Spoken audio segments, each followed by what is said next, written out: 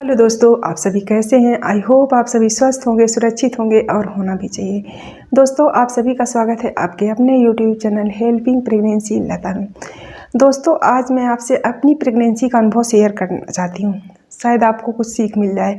आज आपकी डिलीवरी होने वाली है या आप प्रेग्नेंट हैं तो शायद आपको कुछ चीज़ें जो ना मैंने वीडियो में बताई हूँ तो आपको जानकारी मिल जाए, तो मैं आज वो आपसे शेयर करना चाहती हूँ। तो दोस्तों, जब मेरी पहली प्रेगनेंसी थी तो नॉर्मल थी, मुझे किसी तरह की कोई दिक्कत नहीं थी।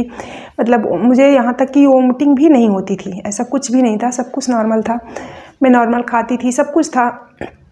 इसके बाद धीरे धीरे करके और डॉक्टर ने मुझे जो बताया, जो दवाएं दी, मैं उन्हें प्रॉपर तरीके से ले रही थी, सब कुछ कर रही थी और मैंने किया। फिर जब 9 महीने टाइम मेरे पूरे हो गए तो डॉक्टर ने डेट तो पहले ही दे देते हैं कि आपकी डिलीवरी की डेट ये है, आप आना। तो हुआ क्या कि डेट मेरी जैसे आज से कंप्लीट हुई तो जो डेट उन्होंने दी जैसे आज है, वो तो मैं उसके नेक्स्ट डे गई डॉक्टर के पास, क्योंकि मुझे कोई दिक्कत नहीं थी। तो मैंने सोचा कोई बात नहीं है। मैंने बोला अपने हस्बैंड से कि नहीं, आज नहीं चलते, कल चलते हैं। पता नहीं क्यों मेरा मन किया, मैंने सोचा कल अच्छे से नहा धो के जाएंगे, क्योंकि मुझे पेन वगैरह हो नहीं रहा था, नॉर्मल के कोई सिम्टम्स थे भी नहीं। जबकि मैं उस टाइम सारा कुछ करती थी, जो डॉक्टर ने मुझे योगा बताया था, पोछा वगैरह लगाने के लिए बताया था, मैं करती थी, पर मुझे ऐसा कुछ था ही नहीं। तो टाइम डेट आ गई थी जो उन्होंने दी थी, तो हम नेक्स्ट डे गए तो डॉक्टर ने चेकअप किया, फिर देखा तो उन्होंने बोला कि आपके बेबी की हार्ट बीट कम हो रही है, आपको हमने कल बुलाया था, आप आज क्यों आए। तो हमने कहा मैं अब क्या बोले, हमने कहा मैम ऐसे ही कोई दिक्कत नहीं थी तो हम इसलिए नहीं आए। बोले तो आपको हमने डेट दी थी ना, तो मैंने कहा हाँ मैम, बट इसीलिए नहीं आए। बोले अच्छा ठीक है। फिर उन्होंने मुझे पेन का इंजेक्शन दिया, तो पेन जब इंजेक्शन दिया, चूँकि नॉर्मल कराने के लिए, तो नॉर्मल पेन एक अलग चीज़ होता है, इंजेक्शन से वो पेन नहीं, वो चीज़ नहीं आ पाती ना। तो दर्द कभी हो रहा था, कभी नहीं होता, और हो भी रहा था तो इतना ज़ोर से हो रहा था कि मतलब पूछो मत, मतलब बहुत ज़्यादा हो रहा था।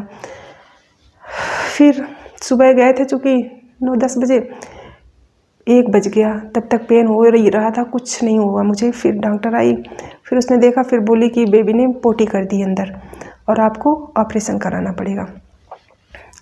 अब तो उस टाइम मेरी मदर इन लॉ थी मेरे साथ और मेरे हस्बैंड थे। तो अब जब फर्स्ट बेबी होता है ना, हम लोगों को अनुभव नहीं होता, तो हमें कई बार बहुत मतलब ऑपरेशन का नाम सुन के घबराहट होने लगती है।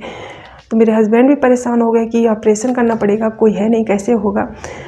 फिर उन्होंने बोले कि नहीं, जितना जल्दी होगा उतना जल्दी करना पड़ेगा, क्योंकि बेबी ने पोटी कर दी अंदर और बच्चे के अंदर नहीं जानी चाहिए गंदगी, तो इन्फेक्शन होने का खतरा होता है। तो ये था, ठीक है डॉक्टर साहब, जो आपको समझ में आए आप वो करिए। तो उन्होंने मुझे ओटी के अंदर ले गए और मुझे जो ऑपरेशन मतलब पेन के लिए जो इंजेक्शन दिया वो तो बेकार ही गए, मुझे फालतू का पेन हुआ वो तो।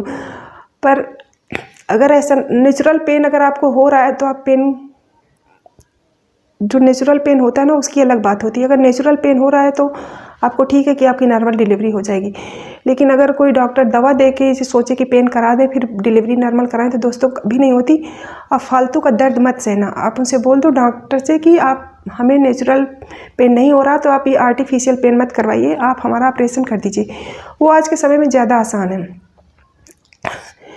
इसके बाद हम मुझे ओटी में ले गए दोस्तों, तो वहीं पे बच्चे का डॉक्टर, जो हमारी गायनिकोलॉजिस्ट थी वो थी, और एनेस्थीसिया का डॉक्टर था, और जो हेल्पर होते मतलब जो अटेंडेंट होते हैं उनके सामान देने वाले वो थे। तो दोस्तों, सबसे अच्छी बात मुझे वहाँ की ये लगी कि जो सब लोग थे, चूँकि जेंट्स भी होते हैं, लेडीज़ भी होती हैं, और उस टाइम जब आपकी डिलीवरी होती है ना, तो कई हॉस्पिटल्स में क्या होता है ना कि आपको ऐसे ही खुला छोड़ देते हैं। तो लेकिन उन्होंने मुझे ऐसे नहीं कर रखा था, क्योंकि एनेस्थीसिया दे रखा था मुझे। मेरी आंखें थोड़ी थोड़ी सी खुल रही थी, मतलब पूरे तरह से नहीं, बट थोड़ा थोड़ा सा, और मुझे सुनाई तो पूरा दे रहा था, दिमाग भी काम कर रहा था। वो आपसे बात भी करते रहते हैं, जो एनेस्थीसिया का डॉक्टर होता है उसका यही काम होता है, वो आपसे ऐसे पूछेगा आपका नाम क्या है, आप क्या करते थे, इस तरह से कि आप होश में बने रहो, कहीं आपको कोई दिक्कत तो नहीं हो रही, इससे ये पता चलता है। और बीच में ये भी पूछते हैं आपको कोई दिक्कत तो नहीं है। तो ये तो कर ही रहे थे। इसके साथ साथ उन्होंने जब मेरी डिलीवरी, कपड़े तो चेंज करा देते हैं बाहर ही। इसके बाद क्या था, जैसे मुझे बेड पे लिटाया उन्होंने, तो बेड पे लिटाने के बाद मुझे मेरे ऊपर एक ऐसे एक जाल होता है, उन्होंने ऐसे डाल दिया, और उस जाल के ऊपर उन्होंने कपड़ा ढक रखा था। मतलब मुझे ढक रखा था पूरी तरह से, मतलब ऐसा नहीं था कि मैं खुला हूँ वहाँ पे या ऐसे ही हूँ। तो और फिर उन्होंने मेरी डिलीवरी करवाई, चूँकि जो गायनोकोलॉजिस्ट थी तो वो तो गायनेकोलॉजिस्ट थी, उनके हस्बैंड जो थे बच्चों के डॉक्टर थे। और उस टाइम जब डिलीवरी होती है तो इन लोगों की ज़रूरत होती है, क्योंकि इन केस बच्चे को कोई दिक्कत हो तो बच्चों का डॉक्टर देख लेगा। जो गायनेकोलॉजिस्ट है तो वो तो है ही है। तो और एनेस्थीसिया तो ज़रूरत होती है सिजेरियन में, क्योंकि आपको जब बेहोश नहीं करेंगे तो आपका ऑपरेशन भी नहीं कर सकते वो।